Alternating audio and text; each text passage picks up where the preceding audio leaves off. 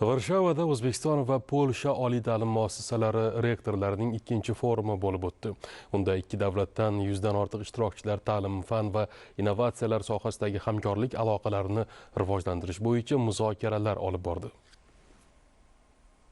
Forum doirasidagi dastlabki sessiya Polsha-O'zbekiston ilmiy ta'lim hamkorligi, joriy holat va rivojlanish istiqbollari deb nomlandi. Unda birgalikda amalga oshirilgan muvaffaqiyatli loyihalar, akademik almashinuvlar, xalqaro grant dasturlarida ishtirok va qo'shma magistratura hamda doktorantura dasturlari muhokama qilindi.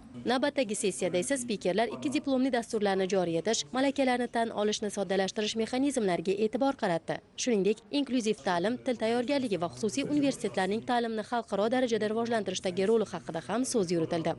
Ushbu forum 3-4 aprel kunlari Samarqand shahrida tarixiy birinchi Yevropa Ittifoqi va Markaziy Osiyo davlatlari sammitining amaliy davomi sifatida ko'rishimiz mumkin. Sammitda hamkorlik deklaratsiyasi qabul qilingan va ushbu deklaratsiyada oliy ta'lim, fan, innovatsiya sohalaridagi aloqalarga alohida e'tibor qaratildi. Bugungi forumda amaliy masalalar muhokama qilinyapti. Aynan Yevropa Ittifoqi tomonidan moliyalashtirilgan Erasmus+, Gorizont kabi loyihalarda qo'shma dasturlarni amalga oshirish loyihalari muhokama qilinib, aniq rejalarga erishilyapti.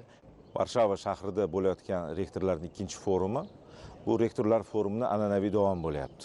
Masalan, biz kelgan Varshava nimasi bilan O'zbekistonga muhim? Bugungi kunda Polshaning aholisi 39 million kishini tashkil etadi. Qariyb O'zbekistonga teng. Bugungi yalpi ichki mahsuloti qariyb 1 trillionga chiqyapti. Va bugun shu ikki mamlakatlardagi islohotlardagi o'xshashlik bor. Va juda bizga qulay jihati bugungi kunda Polsha Respublikasida 500 ga yaqin institutlar, universitetlar va akademik markazlar bor. Va O'zbekistondan kelgan rektorlar bugun suhbatlar qildi, juda ko'p foydali muloqotlar qilishdi. Chunki iqtisodiy yurilishida oliy o'quv yurtlarining tadqiqotlari, ularning hamkorligi, o'zaro professorlar, o'qituvchilarning almashuvi juda muhim ahamiyat kasb etadi. Polshaning tadbirkorlari, Polshaning oliy o'quv yurtlarini biz bu yerga kelib ko'rdik, O'zbekistonga qiziqish juda katta. Shu xususan biz O'zbekiston jurnalistika va ommaviy kommunikatsiya universiteti, Gdansk va Varshavadagi Vitsula universiteti bilan hamkorlik qilish bo'yicha kelishildi. Biz professor o'qituvchi almashuvida qo'shimcha o'sha diplom double degreelar qilishda yangi qirralar, yangi jihatlarni ochishga harakat qilamiz.